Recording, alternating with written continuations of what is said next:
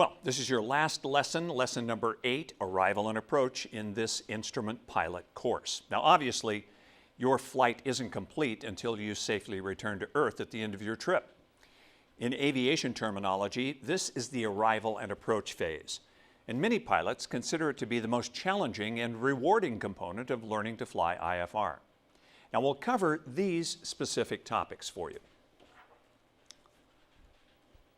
Stars, communications, terms and abbreviations, approach charts, radar approaches, visual and contact approaches, approaches from holding, missed approach, RVR, inoperative equipment, approach hazards, and closing the flight plan. Okay, lots to cover there. Let's get with it. First topic, stars. Back to your classroom and your instructor. Let's study the stars. No, not Hollywood stars, but the aviation kind. These stars are not the twinkly kind you find in the night sky, but rather they are the standard terminal arrival routes, or stars for short. Pilots and ATC recommend these to improve the orderly flow of incoming traffic. The approach and arrival phase of instrument flight is where all your skills and training come together as you approach the destination airport and land. You'll use specific instrument charts called approach plates to land at airports throughout the country. Now, to use these charts and procedures, we will learn how to read and interpret the information they present and how to apply the information while flying in the system. It all begins with a star, or standard terminal arrival route. When available, the star is a bridge between en route and arrival. Now, not all airports have a star. They are common at larger and busier airports, so let's take a look at them now. Stars are similar to departure procedures, or DPs, and they are used in the same way to reduce communications, clutter, and streamline the flow of traffic into an airport. Stars may be issued by ATC whenever it is deemed appropriate. Now, if the star is accepted, the pilot must possess at least a textual description of the procedure, and if declining a star, a notation must be made in the remarks section of the flight plan. By stating no star, it informs the controller not to issue one, as you most likely do not have a copy of the procedure in the cockpit. Here's a star close-up. This dark line signifies where the star begins. It starts at the action VOR and ends at the creek intersection. After creek intersection, ATC will vector you to the airport. With us in our studio today is an expert on aircraft approach, arrival, and aircraft icing, Tim Conroy. Tim, welcome. Thank you. Now, besides being an experienced instrument flight instructor, Tim has spent the better part of 22 years as an airline pilot flying a variety of Boeing jets for American Airlines. He's a graduate of Portland State University and has served in the Navy. Now, with more than 21,000 hours in a large variety of aircraft, Tim holds an ATP rating and is a flight instructor. He's now CEO of RAC Aviation Services, LLC. And his significant experience certainly makes him exceedingly qualified to cover such diverse topics as aircraft icing, as we mentioned, the approach procedures, and sound aircraft operation. Now, Tim, I'd like to tap into that expertise with a first question. As an airline pilot, is there ever a time you don't fly a star? Remember that a star is a standard terminal arrival route. It is made up of route segments and crossing restrictions. If there's any weather that puts itself in either the route segment, or if you have ice conditions along your crossing restriction, then deviations are warranted. Letting ATC know what you're doing, of course, it helps them, again, effectively meet our aircraft and keeps them apprised of what's going on weather-wise as well. Let's take time now for a review question. Which is true regarding a star, A, B, or C?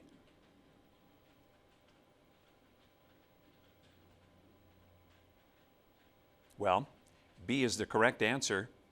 Standard terminal arrival routes have been established to simplify clearance delivery procedures for arriving aircraft at certain areas having high density traffic. That's your answer then, B. Okay, next topic, communications, and for that we go back to the classroom and your instructor. Okay, let's commence with communications. For the IFR pilot, communications is even more important than when flying VFR. Certain communications are mandatory for safe and efficient flight. While transitioning from en route to arrival, you need to understand who you'll be talking with and where. Now, if you remain IFR all the way to the missed approach point, the communication lineup will look like this.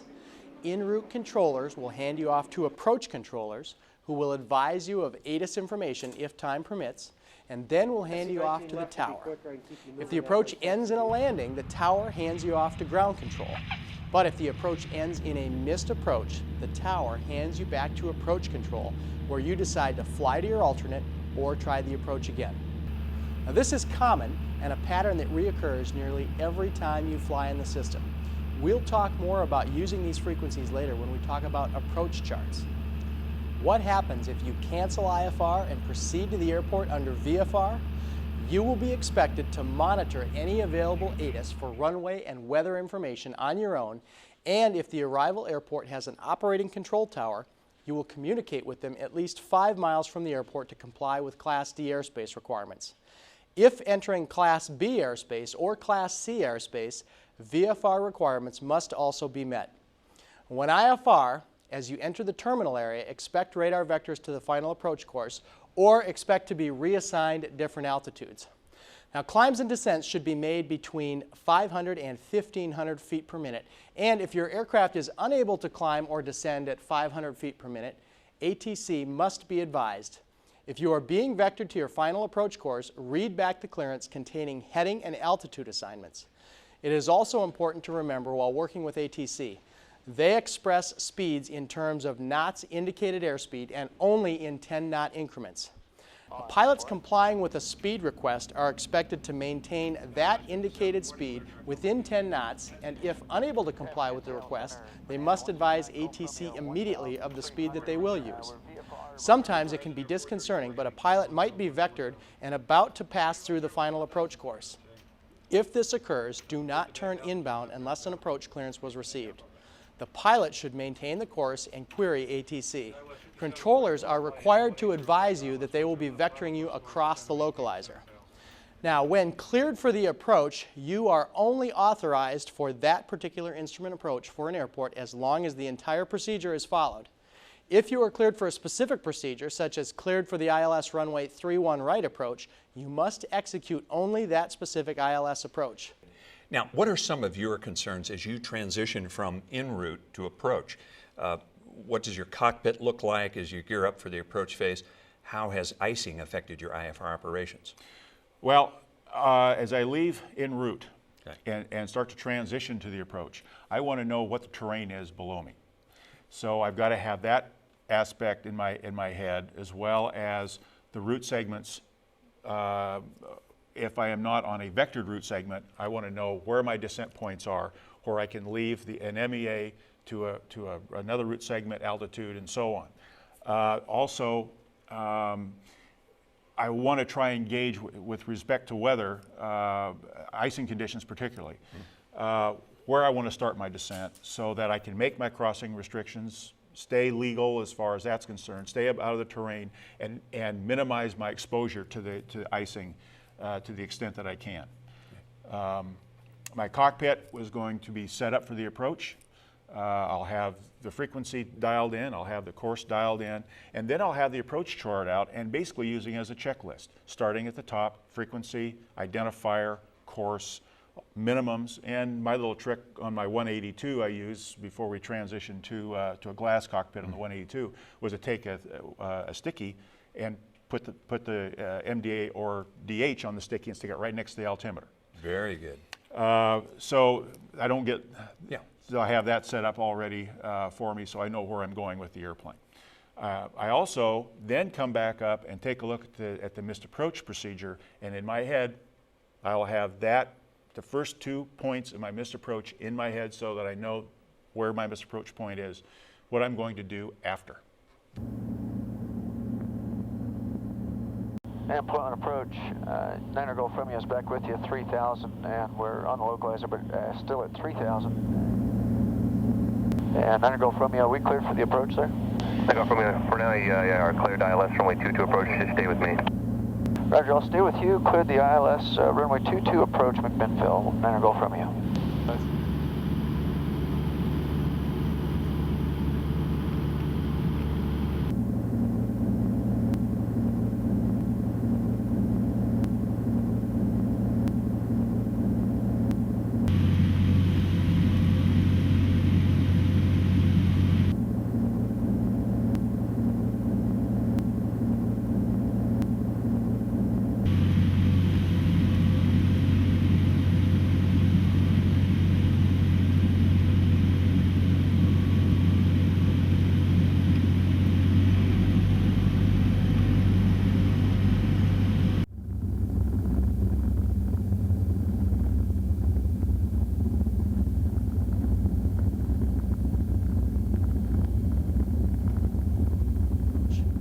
Also, if on radar vectors operating on an unpublished route when your approach clearance is received, you must maintain the last assigned altitude until established on a segment of a published route or instrument approach procedure. Now let's take a look at LASSO. And LASSO is an acronym for Land and Hold Short Operations. Now it's listed here in communications since you must know exactly what a controller means if LASSO is mentioned in a clearance. LASSO includes landing and holding short of an intersecting runway, taxiway, or some other designated point on the runway. The pilot in command has the final authority to accept or decline any land and hold short clearance. As a pilot, you need to become familiar with all available information concerning LASSO at your destination airport. Now, if you request to land on the full length of the runway, or to land on another runway, or to decline a LASSO clearance, you must promptly inform ATC. And we have three other points on LASSO. First of all, if you accept a LASSO clearance, you must adhere to it just as you would any other ATC clearance. There is one exception. A LASSO clearance does not preclude a rejected landing. If you need to go around, you go around. Once you are on the ground, airport markings, signage, and lighting associated with LASSO consists of a three-part system of yellow hold short markings, red and white signage, and in some cases, in-pavement lighting. All right, we have one question for you on communications. We're going to ask you to refer to a figure in a moment. Which frequency would you anticipate using to contact regional approach control Acton to arrival? Which of these three? Okay, we look at a figure here. We assume that our aircraft is coming in from the west. In the upper left-hand corner there, we see some frequency information.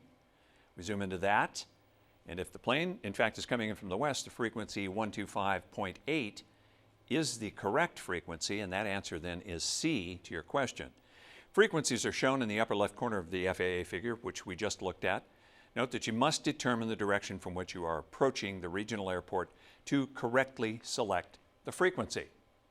Okay, we handled all that. Let's move to a new topic.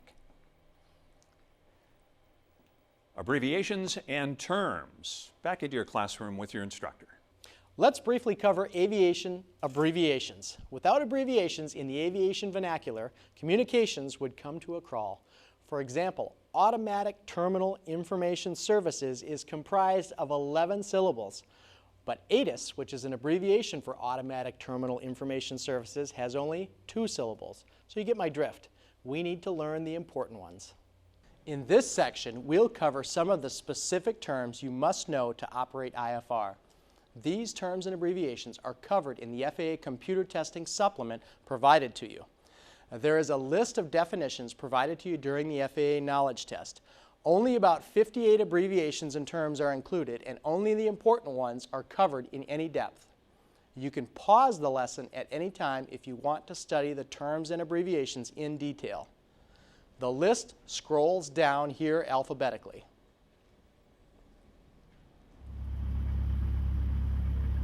One of the most important is DH. DH stands for decision height on a precision instrument approach.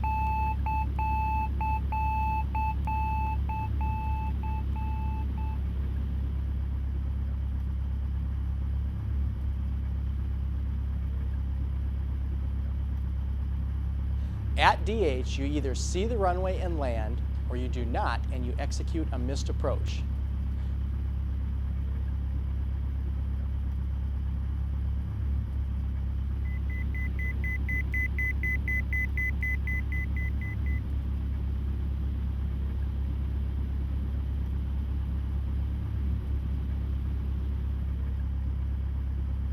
different term is used for non-precision approaches, and that's MDA. MDA is the minimum descent altitude, which is the lowest authorized altitude to a non-precision approach. And MDA is used whenever the descent profile is based on time or distance instead of an electronic glide slope. Another important term is FAF, which stands for Final Approach Fix. The FAF identifies the beginning of the final approach segment of an instrument approach procedure. The FAF for non-precision approaches is designated by a Maltese cross symbol. On precision approaches, a lightning bolt symbol indicates the FAF. If ATC directs a glide slope intercept altitude which is lower than the published, the actual point of glide slope intercept then becomes the FAF. The FAP stands for Final Approach Point, and it only applies to non-precision approaches with no designated FAF, such as an on-airport VOR or an NDB. It is the point at which an aircraft has completed the procedure turn, is established inbound on the final approach course, and may start the final descent. The FAP serves as the FAF and identifies the beginning of the final approach segment. The IAP, or Instrument Approach Procedure, is a series of predetermined maneuvers for the orderly transfer of an aircraft under instrument flight conditions, starting at the beginning of the initial approach and continuing to a landing or to a point from which a landing may be made visually.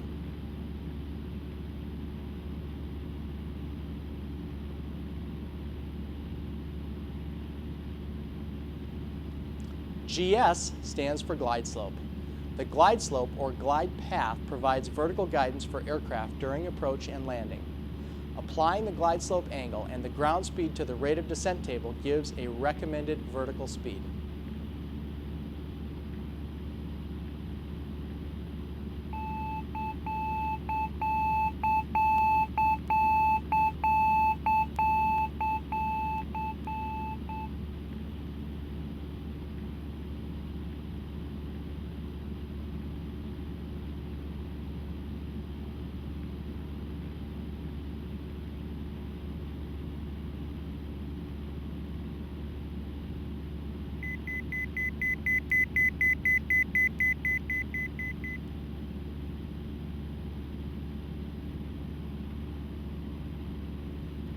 NPI, or non-precision instrument approach, is a standard instrument approach procedure in which no electronic glide slope is provided. For example, NDB, VOR, TACAN, ASR, LDA, or SDF approaches. A precision approach is a standard instrument approach procedure in which an electronic glide slope or glide path is provided. Examples of these would be an ILS, MLS, or PAR approach. Here's a really useful one, PT. PT is for procedure turn. This is the maneuver prescribed when reversing direction to establish an aircraft on the intermediate approach segment or on the final approach course. A procedure turn and the initial approach segment begins by passing over a facility or fix. The maximum speed for flying a PT is 200 knots indicated airspeed. Sometimes a PT is not used. In the case of a radar vector to a final approach fix or position or timed approach from a holding fix, or where the procedure is specified no PT, no pilot may make a procedure turn unless, upon receiving the final approach clearance, the pilot advises ATC and a clearance is received. A barb indicates the direction of the outbound course on which the turn is made. When a 1-minute holding pattern replaces the procedure turn, the standard entry and the holding pattern must be followed, except when radar vectoring or no PT is shown on the approach course. The holding maneuver must be executed within the 1 minute or within the published leg length.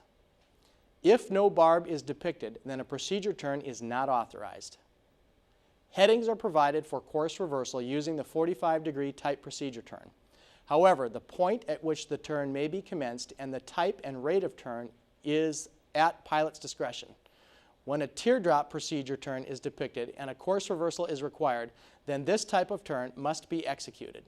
A straight-in approach is one in which the final approach segment is begun without first having executed a procedure turn. Radar vectors to final are straight-in approaches. It may be followed by either a straight-in landing or a circle-to-land maneuver. Straight-in landing minimums are published when the runway alignment and the IAP final approach course are within 30 degrees of each other and will be identified by the letter S followed by the runway designation, that is SILS 34. The same IAP may furnish circling minimums for use to land on another runway other than the one aligned with the final course. These will be identified by the word circling, and no runway may be designated. The IAP final approach course may not be within 30 degrees of alignment with a runway. A IAF, or initial approach fix, is the point at which the procedure turn begins, or it can be any fix labeled IAF, identifying the start of the initial approach segment of an instrument approach procedure. An initial approach segment is between the IAP, IAF, and the intermediate fix, or final approach course. The intermediate approach segment is between the intermediate fix and the final approach fix. The final approach segment is between the final approach or missed approach point. The missed approach segment is between the missed approach point or at decision height and the missed approach fix at the prescribed altitude. A VDP is a point on a final approach course of a non-precision approach from which a normal descent from the MDA to the runway can be commenced, provided the pilot has the runway, lights, and landing environment properly identified. A sidestep maneuver is authorized by ATC to a runway within 1,200 feet of an adjacent parallel runway. You are expected to begin the sidestep maneuvers as soon as possible after the runway environment is in sight. An ILS stands for Instrument Landing System, and we see an example of an ILS right here. An ILS is a precision instrument approach which provides horizontal and vertical electronic guidance to the decision height. Good information covered on that topic. Let's move along to a new one. And that would be approach procedures. Join your instructor in the classroom. For many pilots, the ability to read and understand an approach chart is the most important single skill needed to fly an airplane IFR. This may be true because without that skill, the eventual approach and landing in IMC conditions could not be done safely.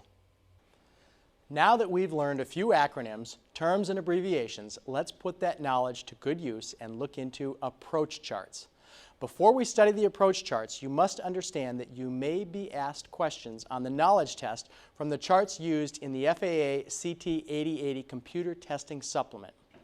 Here's an example of the FAA's CTT 8080 computer testing supplement. The new digital TPP airport diagrams from the FAA are currently used. Note that they are very similar. For this course, we will study the newer charts. The instrument approach procedure is also referred to as an IAP. These IAPs are used during the instrument approach. Some aspects are the same on every IAP chart. The IAP has specific design functions and objectives. It provides instructions and procedures for an orderly flight path to a successful landing, and it assures terrain clearance and runway or airport alignment during the approach. Now, the IAP has 4 distinct areas. Let's take a detailed look at an IAP here. Here on the top of the chart, we find the chart title. You can see that right up here, and it consists of the name of the approach and the runway heading.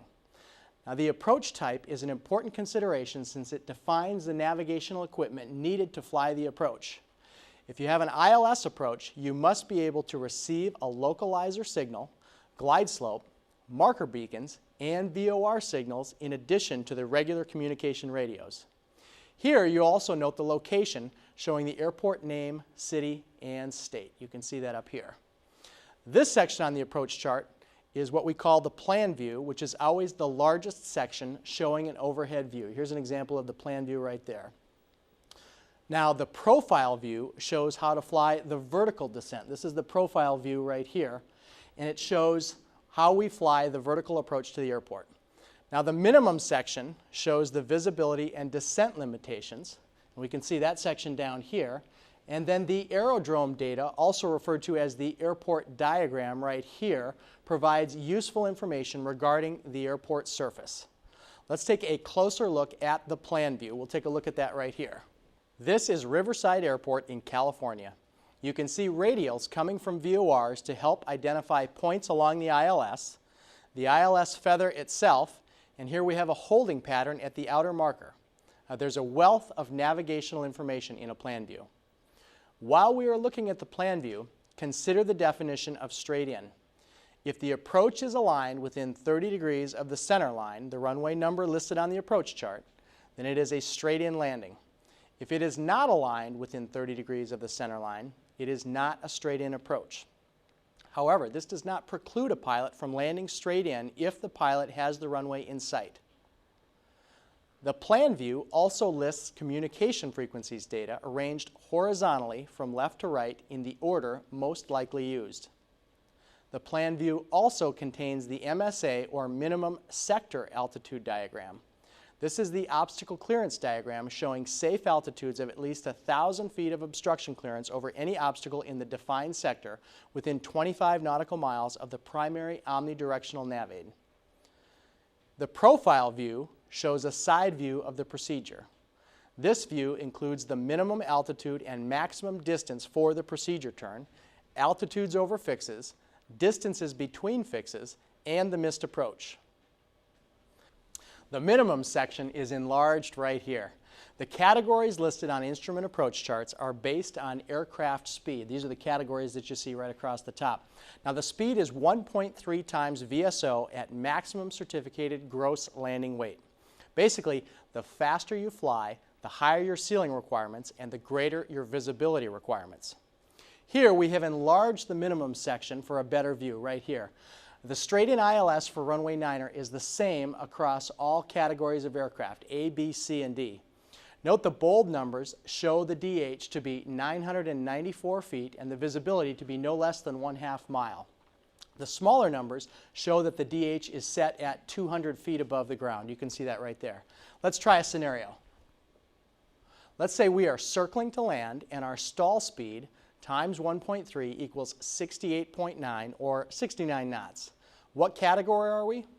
To answer that, let's look at the chart legend.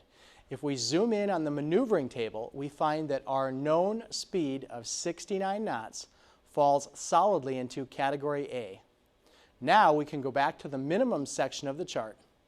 We can see that the circling approach section at our given speed falls into category A.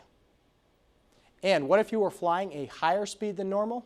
Simple. You would simply use the next higher category.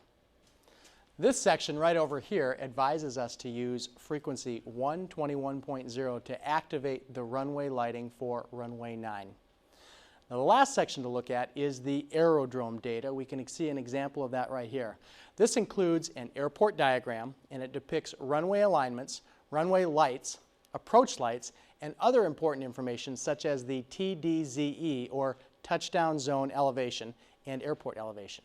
Let's take a closer look at an airport diagram here.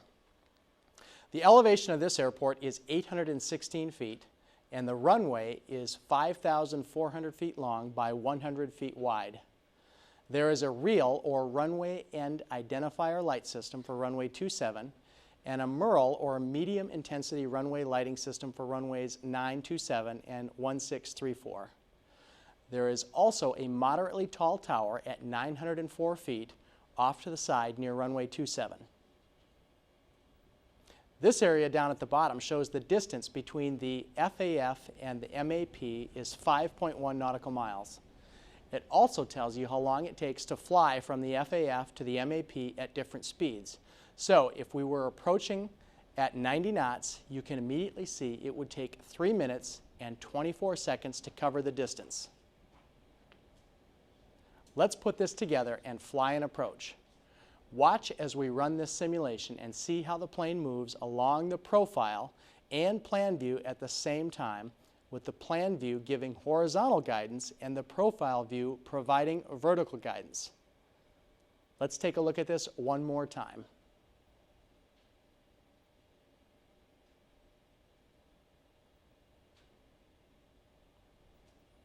In a non-precision approach, the aircraft only receives horizontal guidance. Vertical guidance is provided by combining time and distance along a specific route.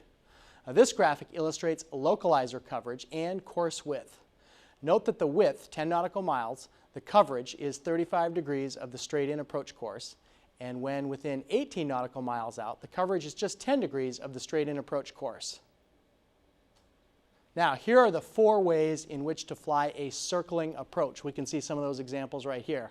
First, there is the downwind entry. There's the dogleg entry, the crosswind entry, and finally the parallel entry. Now, a circling approach can be flown so long as the pilot has a clear view of the runway and the runway environment during the circling maneuver. Let's take a closer look at approach segments. The initial segment helps position the aircraft for the approach. The intermediate segment sets the aircraft on this particular approach to fly the procedure turn to realign inbound. The final segment takes the aircraft from the FAF to the missed approach point. The missed approach may be executed at any time from the final segment. Here we have an aircraft poised to fly the approach. The first step is to fly to the IAF, in this case the outer marker. Arriving at the IAF completes the en route transition, and the aircraft is now configured for landing. Also, the pilot is guaranteed 1,000 feet of obstacle clearance. Now let's look at an aircraft flying a procedure turn with this example you see right here. The procedure turn is used for 2 purposes, to reverse course and to lose altitude, and it must be done at or below 200 knots maximum speed. Here is additional information on some procedure turns. Let's look at a standard procedure turn first. You can see that right here. See this barb with these headings? You see that right here? Those headings instruct the pilot to fly 33 degrees outbound and 213 degrees inbound on the approach. A teardrop pattern can also be used. Here, in this particular example, the aircraft departs the locator outer marker on a heading of 067 until crossing a particular radial, then turning to form the teardrop shape and fly inbound on the 277 degree heading. Now, we also have a standard holding pattern that you can see right here, which is useful for aligning the aircraft with the final approach course at just the right altitude. There are no procedure turns while on radar vectors, or when holding at a final approach fix, or when specified by no PT on a chart. Now let's take a look at the intermediate segment shown here, which begins at the end of the procedure turn, aligns the aircraft with the final approach segment, and provides at least 500 feet of obstruction clearance. Now, here is the final approach segment we see right here. Here's a close-up of the final approach segment down here. It starts at the final approach fix at the top of the glide slope and goes down to the missed approach point, or MAP. The aircraft is preparing to land and is guaranteed between 190 feet and 350 feet of obstruction clearance. There are 2 ways to show a final approach fix on a chart. First of all, a precision approach is shown with this lightning bolt symbol right here, and a non-precision approach uses a Maltese cross symbol like we see right here. Remember, a missed approach is also part of the approach procedure. It starts at the end of the final approach segment, which is decision height on a precision approach. For non-precision approaches, the missed approach is initiated at a specific time or distance. At the missed approach point, the pilot must decide, land or fly the missed approach. Well, we have several review questions for you on this topic. Our first one, we're going to ask you to refer to a figure in a moment. How many initial approach fixes serve the VOR DME runway 27 right Billings Logan approach procedure? Which of these 3 is correct? Well, let's go to our figure. Zoom in a little bit there. Let's count them up. We have 1, 2, 3, 4 IAFs. We go back to our question, and the answer then is B.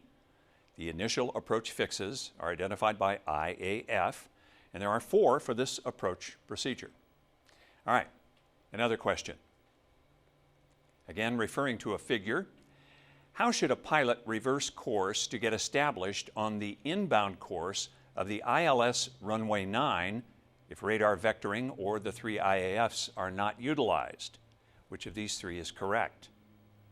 Well, we move to a figure which shows us the information we need.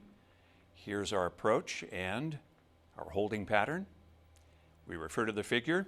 The answer is B. Make an appropriate entry to the depicted holding pattern at Swan Lake OM INT. Now, a procedure turn need not be established when an approach can be made from a properly aligned holding pattern. In such cases, the holding pattern is established over an intermediate fix or a final approach fix. The holding pattern maneuver is completed when the aircraft is established on the inbound course after executing the appropriate entry. All right, moving along to yet another question. Again, referring to some figures. At which indication or occurrence should you initiate the published missed approach procedure for the ILS runway 6 approach, provided the runway environment is not in sight? Which of these is true? Okay, again, our figure. ILS runway 6, we zoom into the ILS runway 6, as you can see on the left there. 374 feet is our answer. So when we go back, answer A is correct. With respect to the operation of aircraft, decision height, or DH, means the height at which a decision must be made during an ILS, MLS, or PAR instrument approach to either continue the approach or to execute a missed approach. The DH for the ILS runway 6 approach is 374 feet MSL. Again, answer A. And another question. Okay, again, referring to figures, what is the MDA and visibility criteria for a straight-in LOC DME or localizer DME runway 21 or 21 approach at Portland International? What is the minimum altitude? Okay, we take a look at our figures here. We note that the make is a Piper Model PA31. The VSO is 77, so our minimum approach speed, multiplying 77 times 1.3 gives us 100.1 knots. We want to find out what category aircraft we're in. We're in category B, right there between 91 and 120 knots. And again, category B shows us 680 feet at 1 statute mile is our answer. So we go back to the question. B is the answer. 680 feet MSL, visibility 1 statute mile. Determine what category is needed. We multiply the 77 VSO by 1.3, which we did to equal our speed in 100.1 knots, which is category B, between 90 and 120 knots. We find the straight-in minimums for runway 21. Category B is 680 feet MSL and 1 statute mile visibility. Okay, covering some good information here. All right, let's have another question. Again, referring to figures, what is the difference in elevation, in feet MSL, between the airport elevation and the touchdown zone for runway 36 left? Which of these three? Well, we have to look at our figure here to determine this. Elevation at 603 feet, the airport. Touchdown zone, 588 feet. Do a little math, subtract 588 from 603, we get 15. Back to our question. The answer is A, 15 feet. The airport elevation, of course, we did the math here, 603 feet, took away our touchdown zone in feet of 588, the difference being 15 feet. There you have it. Okay, new topic. Moving down to radar approaches. And let's get you back into your classroom. It's time to review the radar approach. Although not used much since the advent of GPS, radar approaches can be a blessing. Sometimes when your navigation radios are on the fritz, the only safe approach is a radar approach. Now there are only 3 requirements. 1 is an operating radio. 2 is an airport with a radar surveillance approach facility. And 3 is the ability for the pilot to follow directions precisely from ATC. Radar approaches are not something that you commonly do as an instrument pilot, but they are a terrific life-saving tool that can be used in case of an emergency. Let's take a look at them now. An airport surveillance radar approach is generally used in the case of an aircraft or system malfunction. The ASR approach has ATC provide range and azimuth information and is considered a non-precision approach. It requires a trained controller and an airport with radar. The controller will vector the aircraft to the final approach course and then provide azimuth guidance and inform the pilot of the aircraft's range from the runway. The pilot also will be advised of MDAs and told when to begin a descent, and also will be informed when they are over the missed approach point, or MAP. If the pilot makes a request, the controller can provide recommended altitudes for each mile on final. You don't typically use this at the end of a long flight, but an ASR can help you land safely if needed. Now, where radar is approved for approach control service, it is not only used for airport surveillance radar, but also precision approach radar approaches, and is also used to provide course guidance to the final approach course and for monitoring non-radar approaches. Airport surveillance radar, or ASR, is a non-precision approach. ATC vectors the aircraft to the final approach course, providing azimuth guidance, range from the runway, the MDA, when to descend, and when over the MAP. Precision approach radar, or PAR, provides elevation or glide path guidance in addition to azimuth and range information. Now, occasionally, a no-gyro radar approach may be provided as well. A no-gyro approach is where the controller provides information on when to start and stop your turns. In a no-gyro approach, all turns are executed at standard rate, except on final approach when they are executed at half standard rate. Again, this is not an approach you normally fly at the end of a day, but is something you need to know in case of an emergency. Radar service is automatically terminated upon completion of the radar approach. You are authorized to use any radar IAP for which civil minimums are published. Again, as an airline operator, how often are you flying a vectored approach as opposed to, say, a full approach? Well, in the lower 48, we're pretty lucky. We have good radar coverage through the lower 48, even including mountainous terrain to a certain extent. Places like Steamboat, Vail, you will do a vectored approach onto the initial approach segment, but after that, while you're on the segment, you may lose radar, but you won't have to do the full procedure in a lot of places. In general aviation airports, you may have to do a full procedure in some mountainous areas, but as far as airlines concerned, it's mostly vectors. Time for a review question. Where may you use a surveillance approach? Which of these three, A, B, or C?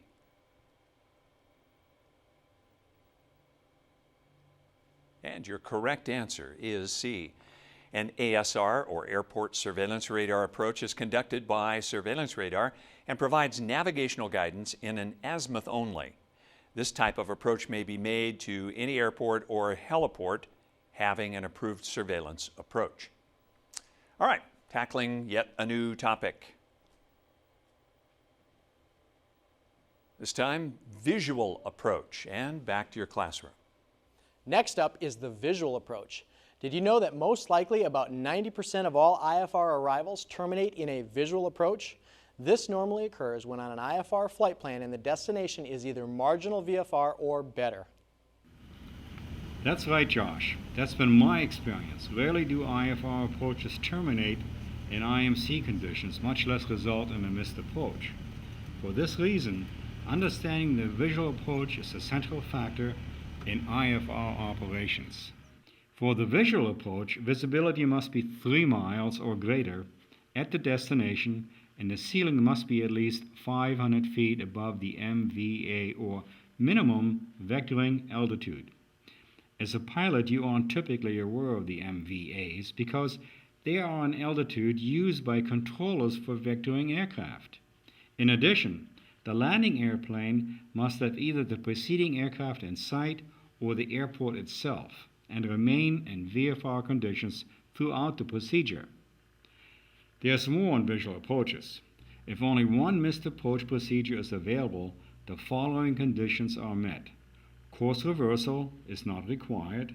When cleared for the approach, pilots shall not execute a procedure turn, and the reported ceiling and visibility are equal to or greater than the highest prescribed circling minimums for the IAP. Occasionally, a contact approach is only flown at airports with published approaches. The pilot must request a contact approach. It cannot be assigned. Now, when do you, as a pilot, consider requesting a contact approach? Well, as opposed to a visual approach, which ATC can offer you, a contact approach is something that you have to ask for. Usually, you've reached your MDA in a non-precision approach. You have ground contact. You don't see the runway, but you have ground contact. And even though the airplane is configured for the approach, you may not be, by the time you do reach the runway, you may not be in a position then to make a safe arrival in a stabilized approach. That's why I don't like doing contact approaches. The second problem with the contact approach is there's no procedure for a missed approach off a contact approach. Let's say, for example, that you have left your MDA, you're maneuvering around a range shaft, another range shaft has come over your airport, and you've lost your situational awareness, and again, you've arrived at your airport maybe too high to do a stabilized approach. How do you miss? There's no really a missed approach procedure for that. So, to get a contact approach, the pilot must remain clear of clouds and have at least 1 mile visibility from the cockpit, and must also believe the aircraft can continue to be flown to the runway under at least these conditions and remain clear of clouds. Only the pilot can make these determinations from the cockpit. Controllers cannot make these decisions for you. All right, let's kick it back over to Matt for another FAA test question. Back for another review. This question: a contact approach is an approach procedure that may be used when? Which of these three is true and correct?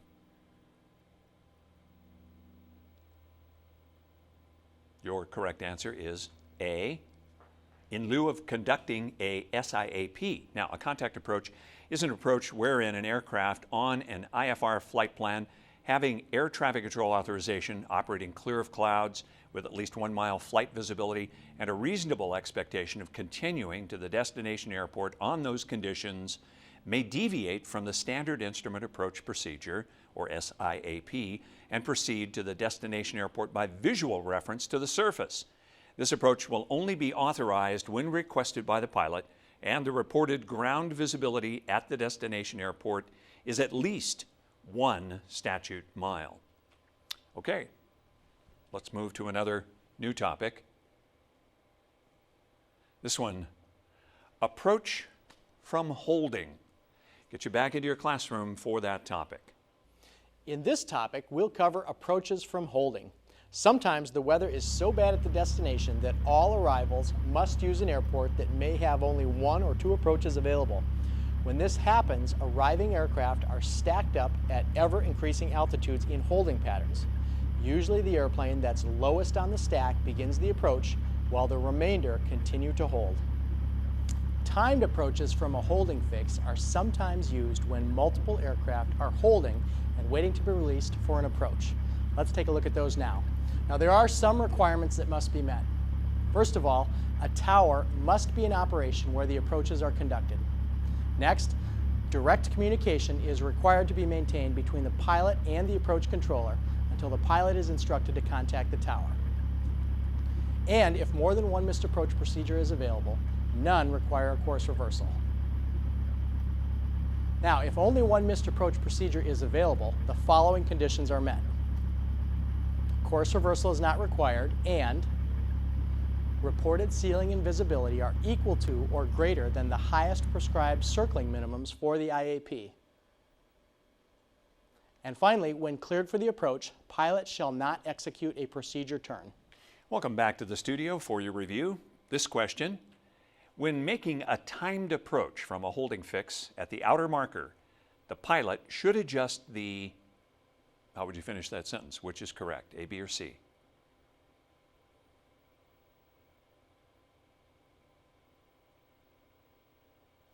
Well, your correct answer is C.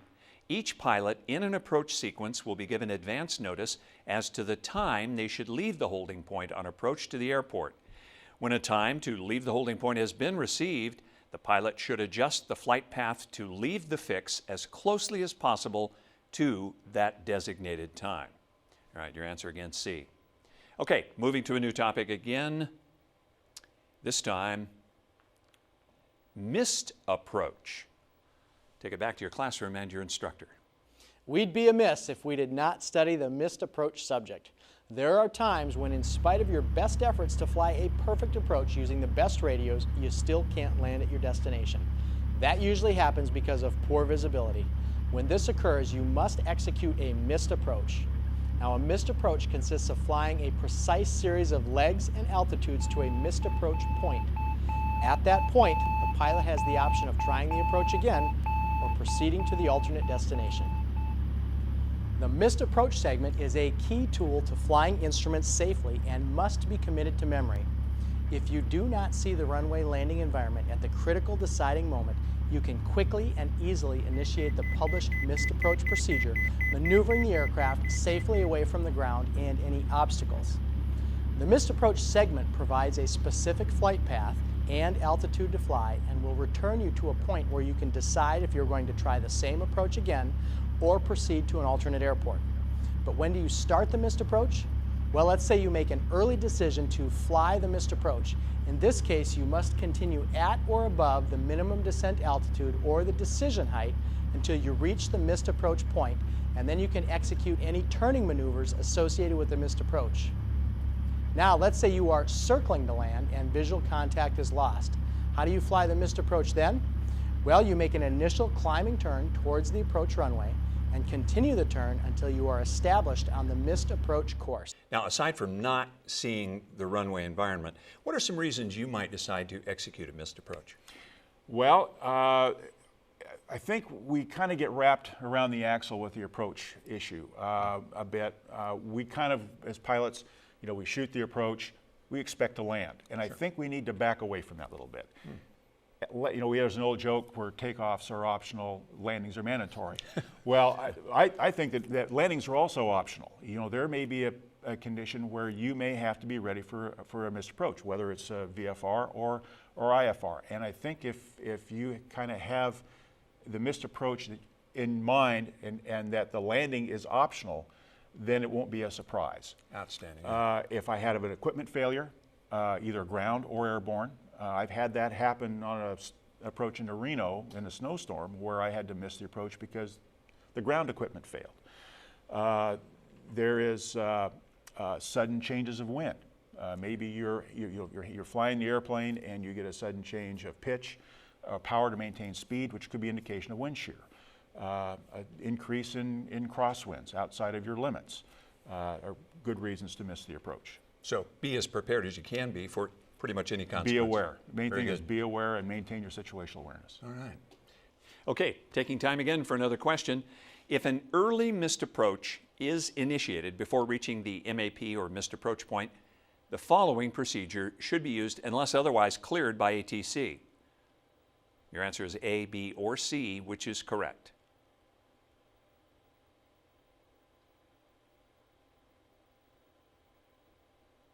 The correct answer is A.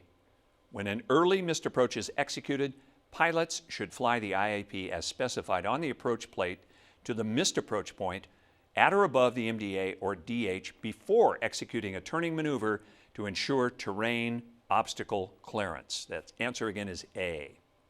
Okay, let's tackle yet another topic. Moving to RVR and back to your classroom. The next subject is runway visual range. Now here's another one of these abbreviations learned earlier. It's RVR for runway visual range.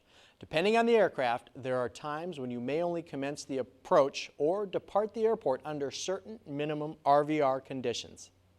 RVR is an acronym you'll see associated with landing minimums, and you'll also hear it on certain weather broadcasts. Now, RVR stands for runway visual range.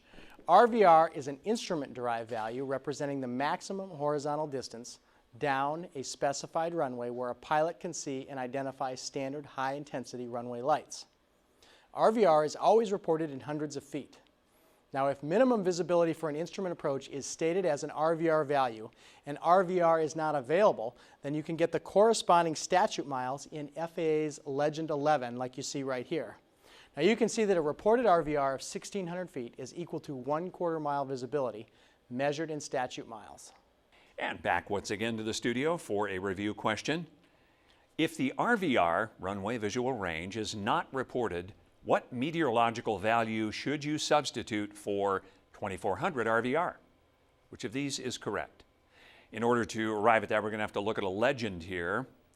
And we can zoom in, as we do, and show that, in fact, 2,400 feet RVR is a half statute mile visibility. Go back to our question, which one's correct? C.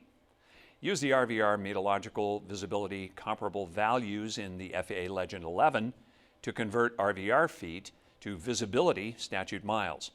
2400 RVR can be substituted for a ground visibility of 1/2 statute mile. Okay, next topic. This one, inoperative components. We'll take you back to the classroom now. Let's continue with the study of inoperative components. Remember Murphy's Law? There's a saying amongst pilots that it is a rare day when every single component in or on the aircraft is working simultaneously. Well, the FAA understands this and prescribes certain procedures when dealing with inoperative components. And what do we need to know about inoperative components? Well, normal approach minimums with all ground equipment in operation are as published on the approach charts. However, if a ground component or visual aid is out of service or not used by the pilot, the minimums may be raised. Now, if more than one component is inoperative, the larger of any two minimum adjustments is applied. Now, we can find this information shown here in Legend 22 provided by the FAA, highlighting how this information is displayed and might apply. Sometimes it pays for the pilot to think of all possibilities rather than just accepting the published minimums. As an example, if an outer or middle marker is inoperative, a compass locator or precision approach radar approach could be used as a substitution. Well, time for another question. Which of these facilities may be substituted for an MM or middle marker during a complete ILS IAP? Which of these facilities may you substitute? Correct answer is B, compass locator and precision radar. The basic ground components of an ILS are the localizer, glide slope, outer marker, middle marker, and when installed for use with Category 2 or Category 3 instrument approach procedures, an inner marker. A compass locator or precision radar may be substituted for the outer or middle marker. All right, that's your answer, and we have a new topic. This time, hazards on approach. We'll get you back into your classroom for that topic. Next up are hazards on the approach. No two airports have exactly the same approach procedure. Some use an ILS, others have a VOR DME approach, while yet others may only have a circle to land NDB approach. And when considering safety, the ILS approach is the gold standard. Circling to land in a dark night over an airport located in the mountains ranks near the top when contemplating hazards on approach. Two hazards during an approach and landing do not have any direct relationship to IFR flight, but you must plan for them for any flight. Now, these two are hydroplaning and wake turbulence involving wingtip vortices. And while you're familiar with these from your private pilot days, we'll refresh your memory on them here since they do apply to instrument flight as well. Rain, snow, and sleet can make a truly interesting IFR flight, but they also cause hydroplaning just when you think the flight is safely over. The most likely conditions for hydroplaning occur when standing water or slush is present on a runway with a smooth texture and the landing aircraft is still moving at high speed.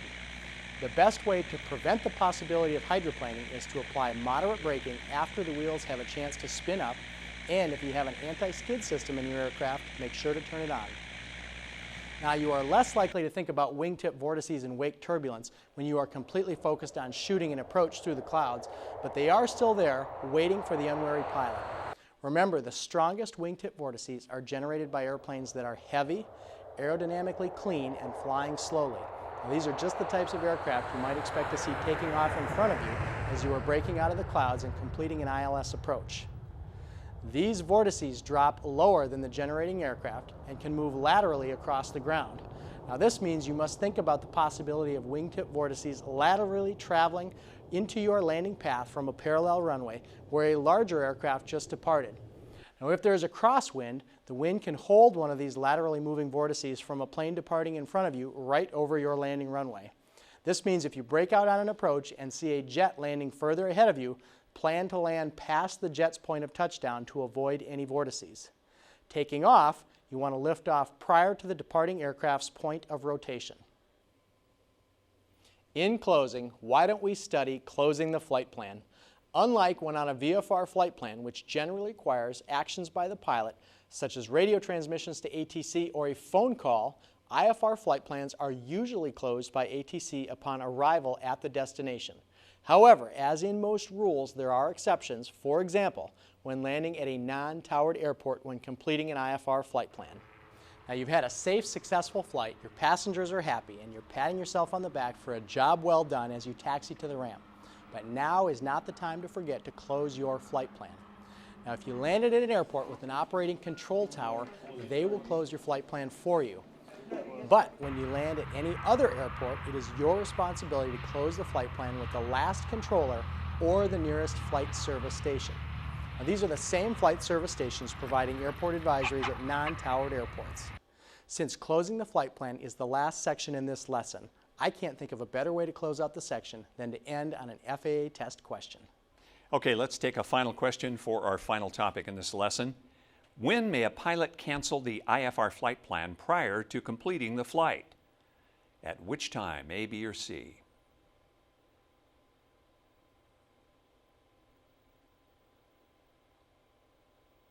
Well, your answer is C. An IFR flight plan may be canceled at any time the flight is operating in VFR conditions outside Class A airspace by the pilot stating, "Cancel my IFR flight plan," to the controller or air ground station with which they are communicating. Okay, final lesson, Lesson 8, Arrivals and Approaches. That's it for this lesson. Now we have closed out this section on approaches and arrivals. This could be one of the more enjoyable sections in your study, and the reward of flying approaches in the system, first with your instructor and then as your confidence grows and you earn your instrument rating, can be richly rewarding and satisfying.